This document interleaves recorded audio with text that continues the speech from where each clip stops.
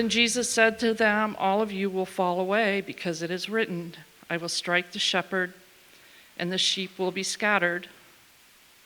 But after I have risen, I will go ahead of you to Galilee." Peter told him, "Even if everyone falls away, I will not." "Truly I tell you," Jesus said to him, "today, this very night, before the rooster crows twice, you will deny me 3 times." But he kept insisting, "If I have to die with you, I will never deny you." And they all said the same thing. Then they came to a place called Gethsemane, and he told his disciples, "Sit here while I pray." He took Peter, James, and John with him, and he began to be deeply distressed and troubled. He said to them, "I am deeply grieved to the point of death. Remain here and stay awake." He went a little further, fell to the ground, and prayed that if it were possible, the hour might pass from him. And he said, "Abba, Father, all things are possible for you. Take this cup away from me. Nevertheless, not what I will, but what you will." Then he came and found them sleeping. He said to Peter, "Simon, are you sleeping? Couldn't you stay awake 1 hour? Stay awake and pray so that you won't enter into temptation. The spirit is willing, but the flesh is weak." Once again he went away and prayed, saying the same thing. And again he came and found them sleeping. Because they could not keep their eyes open, they did not know what to say to him. Then he came a 3rd time and said, "Are you still sleeping and resting? Enough. The time has come. See, the Son of Man is betrayed into the hands of sinners. Get up, let's go. See, my betrayer is near." This is the word of the Lord for us this morning. All right, open up your Bibles to Mark chapter 14, beginning with verse 27. When was the last time that you did not get what you really wanted? When was the last time that you did not get what you really wanted? Maybe it was this morning as you were driving in, if you come from north of us and you were going around Talmadge Circle and you didn't get that spot that you think you deserved in the queue around the circle because someone cut you off. Does that happen to you? That happens to me, I think, every time I drive through there. Maybe someone got your coffee order or your donut order wrong this morning, and it just ruined your whole morning. You're still in a huff. Maybe you came into this room and someone was sitting in your seat. Right? We have seats here, right? Like, I know, I look out here, I kind of generally know, okay, where people are and whose seats are whose, and someone's sitting in your seat. What happens when you don't get what you really want? You see, in our house, we're kind of entering into this season of parenting where my son has discovered that he has a will and that he wants things. And so what comes out of him, right, is he knows he wants something, and so the first thing that comes out of him has been whining. So we are working on some language skills to help him kind of be able to communicate what he wants. Now, as grown-ups, we don't resort to whining. We typically, right? Sometimes we resort to whining, right? We find more mature ways of dealing with when we don't get what we want, right? We are passive-aggressive towards that person who is in our way. We maybe get frustrated, and we kind of internalize that frustration, and our whole day we're just kind of huffing around as things happen. Maybe we get angry, or we get bitter, or we get critical of that person that we feel like took the thing that we deserved. Or maybe we just turn inward and say, I didn't deserve it anyways. And we kind of self-loathe and self-hate along the way. You see, you find out what's really inside of you when you don't get what you want. That's typically when you find what your real character is. What really is going on inside of you when that thing that you think you deserve or that you think you really wanted, when it seems like it's out of reach for you. Now, some of those examples are really silly, right? Obviously, you get caught off the Talmadge Circle. That's not an existential crisis. Hopefully not for you. If it is, let's talk about it. But there are some things that are a little bit bigger than that, right? What happens when you don't get that promotion at work that you think you deserve, that you worked really hard for, that would open up new financial freedom for your family to get out of debt? What happens when you've been asking God to answer a prayer and it seems like he doesn't? What happens when that test result that comes back from the doctors is not what you thought it would be, and it ruins or changes your future? What happens when you pray for that cancer to go away and it just doesn't? What happens when you're asking God to remove a trial or a struggle or something that just feels like it's a burden to you, and it just seems like the more you ask, the harder it gets? You see, the reality is what comes out of you when you don't get what you want says a lot about you. And it says a lot about what you think about God. And you see, it's really important that we pay attention to that, because we are living in a time and an era and in a culture that promises that you should be able to get whatever you want whenever you want it. You can purchase it on Amazon and it's here in 2 days. You can order it on DoorDash and it'll be here in 20 minutes. You can stream it the moment that it comes out, right? The new innovation is that now they go back to the old pattern of like once a week when they put episodes out. And it's frustrating, right? Because we got used to just being able to binge things. Why can't I binge things? We want it, and we want it now. The world around us tells us that we should be able to indulge any desire that we want at any given moment. There's a book that came out in the mid-1980s, before my time. I can still claim that for now, but before my time. But a guy by the name of Robert Bella, he was looking around, and he kind of said, it seems like everyone's just kind of pursuing their own thing, and it's creating some tension and some fracturing in our culture. He actually looked ahead, and he kind of prophetically saw the world that we live in now, where it seems like everybody is pursuing their own ends. There's no sense of common identity or community. Everyone's polarized and frustrated and angry. And he coined a term that a lot of scholars still use today to describe our era, and that term was expressive individualism. Expressive individualism. And what he meant by that is the world that we live in says that the most important thing that you can do is find out who you truly are and then express that in any means possible. He said that this culture that we live in says that the greatest goal for all of us is to find happiness, and the best way to do that is to search inward and find your true self. And he said, as a result, we no longer need one another. We no longer look to anything outside of ourselves, and so we exist in these little tiny individual pockets, and we are just angry and frustrated at the world because the world is now getting in the way of what I want. You see, the world that we live in says whatever you want is the most important thing, and it defines who you are. And so anyone or anything that gets in the way of that is a problem or suspect. You see, we have to talk this morning about your will. Not your living will and testament, not your final will and testament, but your desires. Your will is that thing that allows you to make choices, that allows you to say, I want this and not that, and then to go pursue those choices. You exercise your will in a whole bunch of different ways. You exercised your will this morning when you decided to get up, get out of bed, and go to church. That was a decision of the will. You exercised your will this morning when you chose not to stop at Dunkin' Donuts on the way in, or to stop at Dunkin' Donuts on the way in, depending on how you were feeling this morning. Your will is that thing inside of you that says, I want this, and I'm going to do what I can to get it. It's a very powerful thing. Jesus would talk about our will as our heart. He'd say, out of the overflow of your heart, out of the overflow of what's inside of you, the mouth speaks. Or in other words, the heart, your will, is the center of who you are. And so the direction of your will, what it is that you want, and how you choose that, shapes everything about you. I mean, just think about it this way. Like your will, to be able to choose something, over time forms a habit. Right, that first Sunday that you came to Wingfoot Church and you decided to pull into Dunkin' Donuts before you came in, that was a choice. The next Sunday, that was another choice. After a while, it's not a choice anymore. The choice now is, am I going to resist that?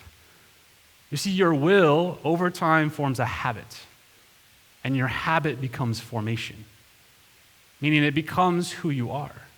It becomes the patterns and the rhythms in which you live your life. And so you should pay very close attention to the decisions that you're making in your life. That's how so many of us end up in addictive cycles.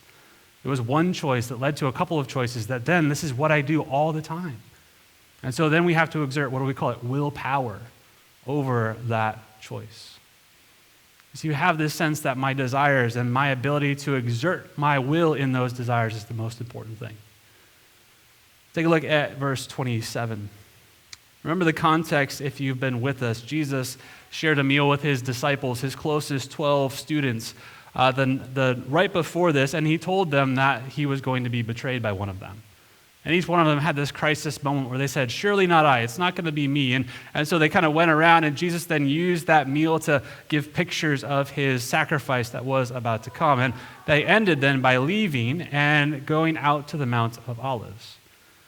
This encounter here in verse 27 is likely happening along the way, between that house where they had that meal and then the Mount of Olives. And this is what Jesus said to them on the way. All of you will fall away. Because it is written, I will strike the shepherd, and the sheep will be scattered. But after I have risen, I will go ahead of you to Galilee. Peter told him, even if everyone falls away, I will not. Truly I tell you, Jesus said to him, today, this very night, before the rooster crows twice, you will deny me 3 times. But he kept on insisting, if I have to die with you, I will never deny you. And they all said the same thing. Jesus has now clearly told them that they are going to struggle with what's about to happen. That they're going to resist him, they're going to not deny him, they're going to run away from him. And yet even here, they are still insisting that Jesus is wrong and they are right. You ever find yourself in that situation? Say, God, you're not right on this. I know what I want. I know what I need. Why can't you see it my way? Mark gives us Peter's take, and remember, Mark was a disciple or a student of Peter, so this is likely Peter's firsthand recollections of what happened that night. And notice that Peter says multiple times, he says, even if everyone falls away, I will not. He keeps on insisting. That language is emphatic in the original language. He's saying, I will do whatever I can to stick with you, Jesus. In the Greek, you don't have to use personal pronouns. You can kind of communicate everything you need just in the verb form. And so when someone in the text uses a personal pronoun, it is them insisting, I can do this. And Peter uses personal pronouns several times in just these verses. He said, I can do this. I will do this, even if no one else does. He is insisting on his way, even if it means disagreeing with Jesus. You see, we do this sometimes in our discipleship journey with Jesus. Right? Discipleship is a journey. You start somewhere, and Jesus wants to take you somewhere. And we begin oftentimes, all the time, with this understanding that Jesus died for my sins. Right? He paid the price for my sins. It's based on grace, not my works, and so I don't have to come bring a religious resume to Jesus. I bring my sin, and he meets me with his grace, and he forgives me. He does everything that I cannot do. I do not earn my salvation, and I do not earn an invitation into discipleship with Jesus. I come based on grace. But what happens pretty soon after that is I begin to think, okay, it was based on grace, but now I have to work for it.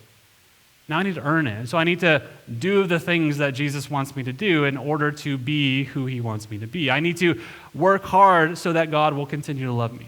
I need to make sure I'm doing all the right spiritual practices or giving the right amount or serving the right amount, because then I think God will love me. As long as I do the right things, then God will come through for me. And sometimes then in our prayer life, we get a little manipulative with God. We say, okay, God, I did X, Y, and Z, so where's my answered prayer? You see, what happens in the journey with him is, initially that might work for you. Right? There is a component of our discipleship with Jesus that is us choosing what he wants. As Paul would say, put off the old self and put on the new self. There's a decision that each one of us has to make in the journey to do the things that Jesus wants to do. But what happens is we begin to say, okay, that's the most important thing. I'm doing this, and so therefore God owes me. And what happens then is you eventually will hit a wall. You'll hit some sort of roadblock or resistance in your walk with Jesus. There'll be a struggle that's too big for you, or a prayer that goes unanswered, or a diagnosis that just puts you back on your heels. And what happens then is we are confronted with God's will versus my will, with what God is leading me through versus what I want to go through. And it seems like what God wants me to go through is hard and requires me to be a whole lot more submissive and humble than me just saying, God, this is what I want for my life. And that's what we see Peter and the disciples doing here. They're saying, I want to do it my way, not your way, Jesus. Look at the next set of verses in verse 32. Then they came to a place named Gethsemane, and he told his disciples, sit here while I pray. He took Peter, James, and John with him, and he began to be deeply distressed and troubled. He said to them, I am deeply grieved to the point of death. Remain here and stay awake. He went a little farther, fell on the ground, and prayed that if it were possible, the hour might pass from him. They arrive at this place called Gethsemane. And I think Mark is the master storyteller that he is. He wants you to think about something with that name. The other gospel writers tell us that they went to this olive grove that they frequented often. This was kind of their place to hang out. This is kind of their place to get away from crowds. But Mark tells us that this place is called Gethsemane. And remember, Mark's storyline is he wants to give you all the breadcrumbs that you need in order to put together this question of who is Jesus. And all along the question has been, is Jesus the Messiah? Is he the anointed one? The anointed one in the Old Testament, in the Hebrew Bible, was the king who was supposed to represent the people. And they would become king as a priest or as a prophet would anoint them with olive oil. Now here's what you need to know about this scene. The word Gethsemane means olive press. Olive press. They're likely in an olive orchard. And the way that you make olive oil is by squeezing the olives until all the juice comes out. It's a very intense process if you're that olive. You are squeezed until everything comes out of you.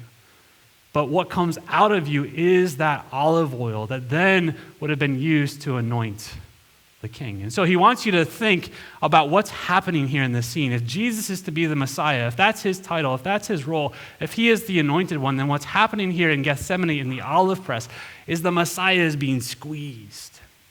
He's being pressured.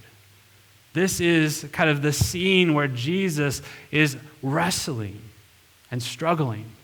And on the other side of that is going to come this olive oil. He's not saying that this is where Jesus becomes the Messiah. He just wants you to think about what an olive press does and then to consider Jesus as the anointed one, what he's about to go through.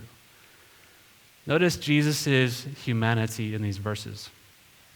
He uses 3 words in short order. He says, deeply distressed, troubled, and deeply grieved. The word deeply distressed is the Greek word ekthambeo. Thambeo would be a terror or anxiety or fear, but when you put ek in front of it, it is intensifying it. It's saying this is the most intense terror or fear that someone could ever go through. It is seizing him. It is overwhelming him. It is all his alarm bells are going off in his senses. The second word for troubled, he says he's deeply distressed and troubled. That's the Greek word adamoneo, which is the strongest word the New Testament has for depression. He's saying he is experiencing this deep, deep depression, this deep sense of heaviness and weighting. Do you even get this picture that he's falling onto the ground? Like there's life and the burden of what's about to come is just weighing down on him. But then he says, I am deeply grieved to the point of death. That word is perilipos. That's a compound word. Peri mean alongside, and then death. He's saying, it is as if I am at the edge of my own grave.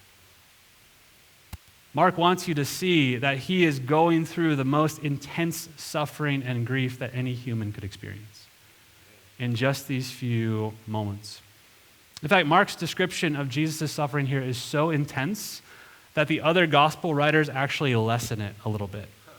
Most scholars on how the Gospels came to be point to Mark as the one who first wrote it down. And then when Matthew and Luke were writing their gospel accounts, they were referencing what Mark said. They wanted to make sure they kind of had all the scenes and the details right, and then they added their own kind of recollections. But in each of the other gospel accounts, they lessen the intensity of the language of what Jesus goes through here. But Mark is unabashedly telling you how intense Jesus' suffering is here. He is going through a whole body kind of experience. In fact, this is so intense and difficult that in the 2nd century, there was a Greek philosopher named Celsus who was an opponent of Christianity. And he actually references Mark's description of Jesus here as a way to try to prove that Jesus couldn't be God. Because after all, he's going through so much suffering. God couldn't suffer. He's going through so much struggle. God couldn't suffer. He uses this. He tries to make this case that God is above us all, and he could not be affected by this. And so if Jesus is suffering, he's saying that's proof that Jesus is not God. But maybe he just has the wrong idea about God. What if this is the God who is? I mean, just think about it. What Mark wants you to see is that Jesus is a God that you can turn to in your suffering and grief. He is a God who knows the deepest wells of pain and grief. He is not a God who is so detached from our life and from our world that he looks at your suffering and struggle and says, just get over it already. He knows, because he has walked through Gethsemane, what it is to suffer, what it is to struggle, what it is to be depressed, what it is to be overwhelmed, what it is to be on the verge of grief and not know what to do. Jesus is a God that we can turn to in our suffering. Jesus doesn't just float to the cross unaffected. Right? He's not like, okay, on my calendar, Saturday, crucifixion, so, let's make sure I get everything. Like, he doesn't just waltz in there as if it doesn't affect him. He doesn't turn off his human pain receptors as he goes to the cross. He experiences the full weight of human grief and suffering. Could he have turned those things off? Maybe. But why doesn't he? Because he loves us. Because he wants you to know that you can turn to him in your grief and your suffering and your struggle and your depression. You're not alone in those things. And the fact that Jesus struggles in this moment means that your struggle in your moment is not sin. Right? Jesus is wrestling with God here. He's wrestling with the intensity of what he's going through. He's experiencing depression. He's experiencing terror. He's experiencing anxiety. And so the fact that he experiences all those things and does not sin means that your experience of those things is not sin either. It's called being human. And so it's okay if you feel those things. It doesn't mean that you're somehow sinning. Rather, what Mark wants you to see is that the struggle and suffering and grief is what faith looks like as it matures. That as we grow in the journey of faith, struggling with God is not a problem. That's part of the process. That's part of how we grow in the journey. Notice Mark's language for Jesus' prayer here. Mark rarely gives us words from Jesus when he prays. He tells us that Jesus prays, but he doesn't give us like the Lord's Prayer in his gospel. And so when he does give us those words, it's really important. Notice the prayer that he prays in verse 36. Abba, Father, all things are possible for you. Take this cup away from me. Nevertheless, not what I will, but what you will. Just take a look at Jesus' prayer of wrestling here. There's 4 phrases that he uses. The first thing that he says, the way that he enters into this prayer, is with this two phrases, Abba, Father. 2 different words for the role of a father in your life. On the one hand, the word father is the formal role that a father would play in your life. Right? It's the provider, or the one who goes and takes care of the family, or the one that I look to as kind of the one who's in charge, or whatever. However you think about the father role in your home, it would be the one that you would look to, and his role, he played a specific role in your life and your family. But the word Abba is not a role, it's a relationship. It's dad. It's I can hug you. I can come close to you. You know what's going on in my life. You know what's going on in my heart. You are close to me and you understand me. And so Father is a role, Abba is a relationship, and you need both from God. Just like you need both from your earthly father. You need a father who plays a significant role in your life, who is leading and providing and protecting and modeling, but you also need a dad that you can turn to when you're struggling. You can turn to when you have questions, who understands your heart and your emotions. You need both, and what we have in God is both. We have a God who is able to provide and to protect, a God who is in charge and overseeing all things, but we also have a God who is in relationship with us, who is close to us, who knows us. And so Jesus appeals to God both as Father and as Abba. In fact, this phrase becomes a theologically loaded phrase for the first century Christians, meaning that whenever they prayed this prayer, they were thinking back to the prayer that Jesus prayed here. That's why Paul in Romans 8, when he describes what happens when we go through suffering, he says, the Spirit within us cries out, Abba, Father.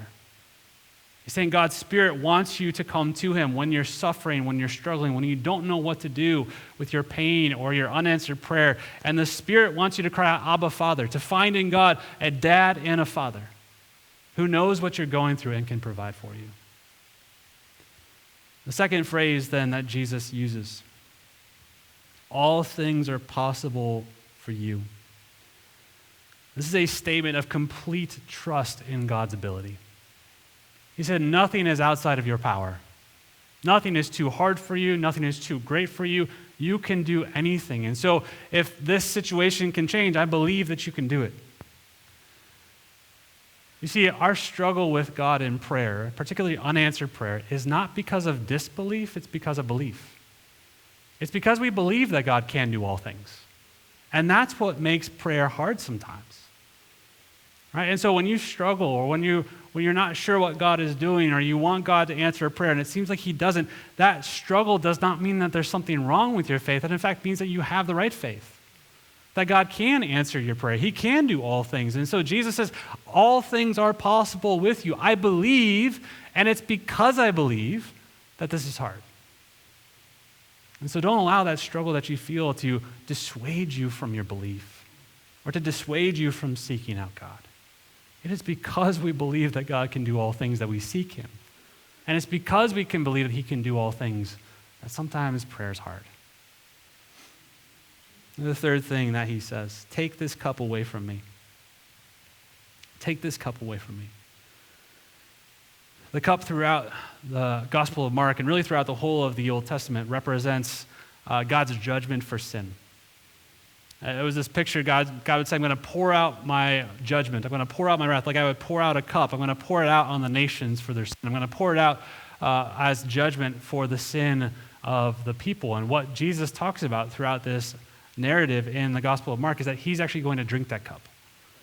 Meaning he's actually going to take the punishment for sins on himself. And yet here he says, take that cup away from me. Take it away. He says, he asks God, is there another way? Is there another option? Is there a different way that we could handle the sins of humanity? Let's have a conversation about that here in this moment. Do you believe Mark brings us into the intimate conversations between Jesus and his Father in this way? You see, you are allowed to bring your request to God. You don't have to make them sound religious. You don't have to make them sound palatable. You don't have to make them sound somehow better. To say, take this cup away from me, is to, in a sense, say, is there any other way that we can accomplish redemption? Is there any other way that we could bring forgiveness, right? This plan that has been in place since the beginning of time, is there another way? Jesus boldly brings that request to his Father. This is not him doubting, this is him trusting his Father. And saying, I want to have this honest conversation with you. I believe you, I trust you, I know that you can do this, so let's just talk about it. Like, you can bring your request to God. He's not going to be surprised by it. He already knows what you're asking behind the prettied up version of your request that you're asking. He's not going to be surprised by it. And you come to him believing that he can do all things, so because you believe that he can do all things, yes, bring your request to him. That's faith working in action. That's faith working in prayer. Share with him what you need. And he's willing to receive that.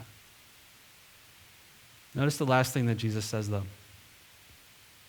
Nevertheless, not what I will, but what you will. Not what I will, but what you will. Not what I want, but what you want.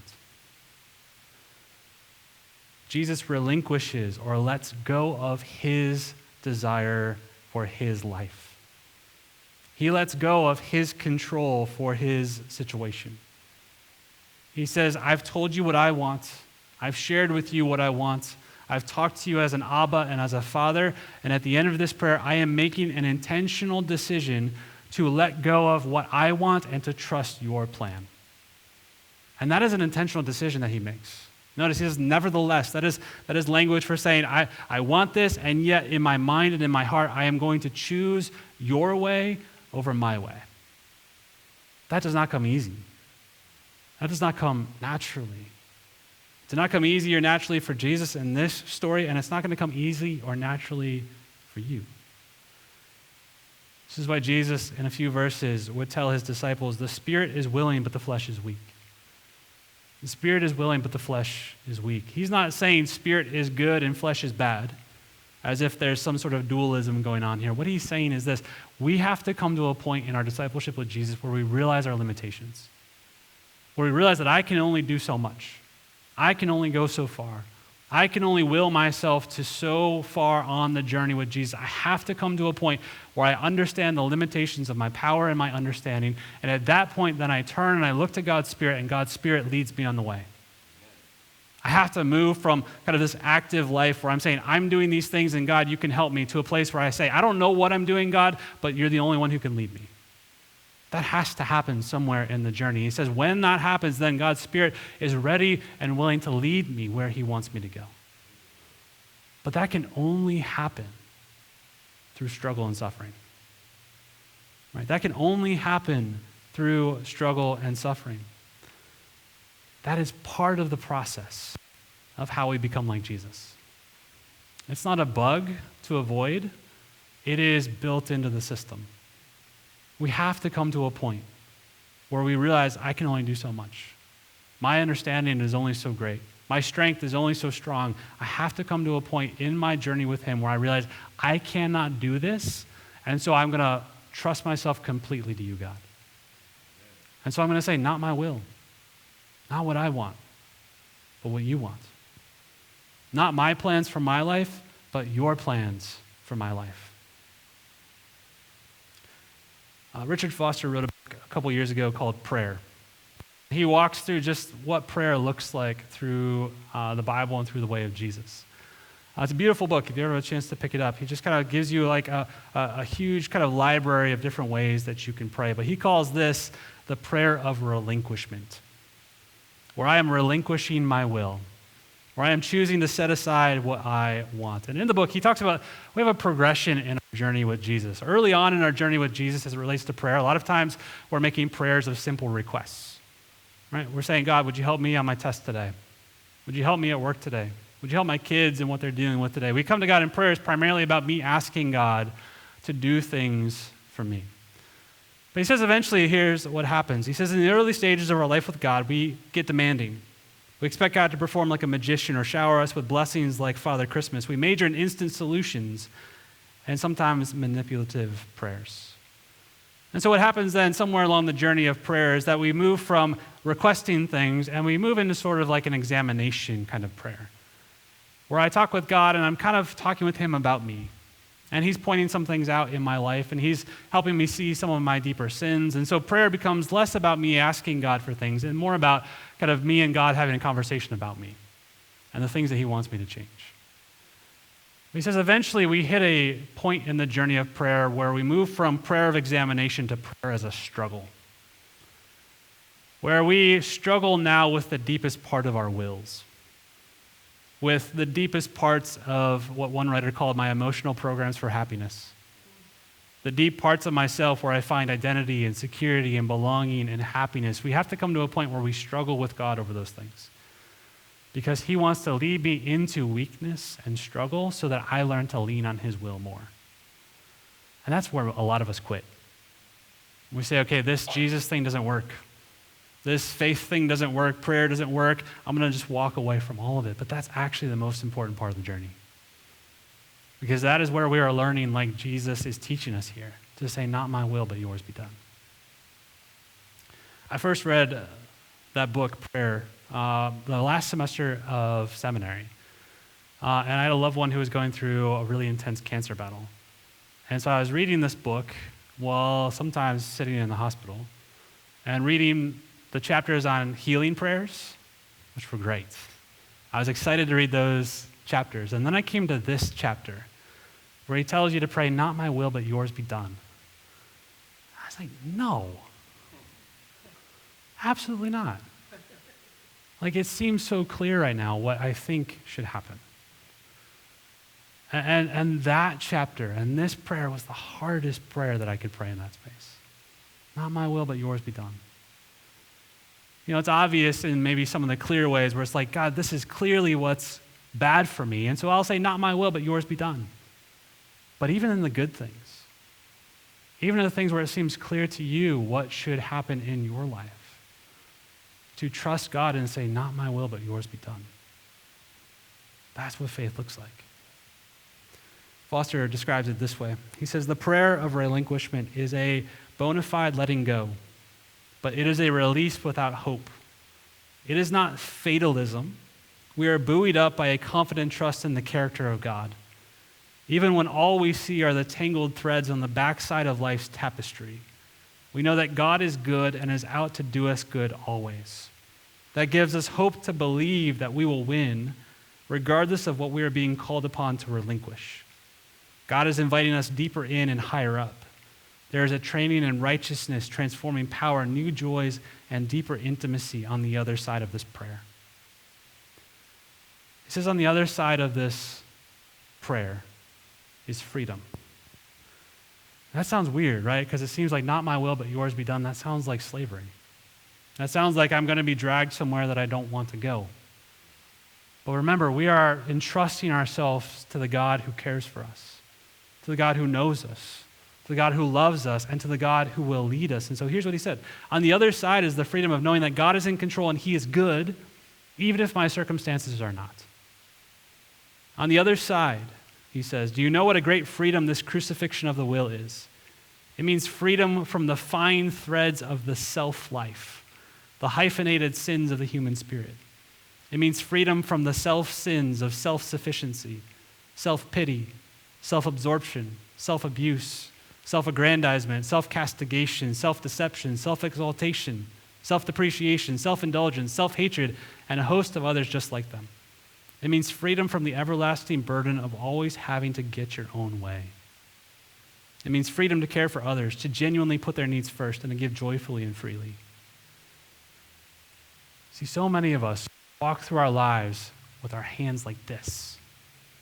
I'm clenched onto what I want. I'm behind the wheel of my life, and I'm holding on to control for dear life. What happens on the other side of this prayer? As I begin to say, not my will, but yours be done, as I begin to let go of control. And that doesn't lead to chaos, that leads to trust. And that leads to actually the freedom for God to move in my life in unexpected ways. In ways that I would never choose to go on my own, but in ways that are better. It frees me to be interrupted by his goodness and his grace. It frees me to then love and serve and care for other people, not because it fits into the agenda of my plan for my life, but because it is what God is leading me to. But that can only happen as I let go of my clenched fists on life and trust him to lead me wherever it is that he wants me to go. Notice what Jesus says at the end of this story, verse 42. Get up, let's go. These are the last words that Jesus says to his disciples in Mark's gospel. From this point on, he will never talk to them again, at least in Mark's gospel.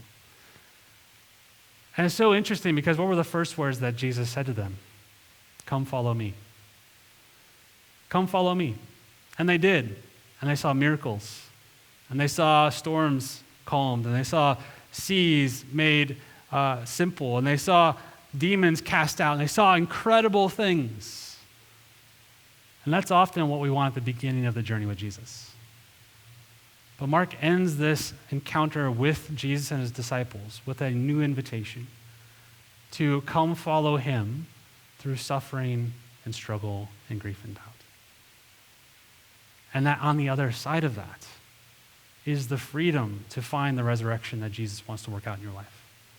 On the other side of that, you become more who God wants you to be, more like Jesus, who said, not my will, but yours be done. And because he said that, and because he trusted his Father completely, we have the forgiveness of our sins. We have the presence of the Spirit. We have the resurrection life promised to us because Jesus said in this moment, not my will, but yours be done. What might he want to do in your life as you pray that same prayer? So this is the challenge that I want to lay before you this week. Pray that prayer. Pray that prayer. Not my will, but yours be done. Maybe you have a regular rhythm of prayer. What if you ended that prayer time by saying, not my will, but yours be done? How would that change what you ask for? How would that change what you think about on the other side of that prayer? You're driving through Talmadge Circle and someone cuts you off. Not my will, but yours be done. When you have a plan for your day and it gets interrupted, not my will, but yours be done. When you receive that news that throws in question your future, not my will, but yours be done. What would happen to your trust in God if you did that?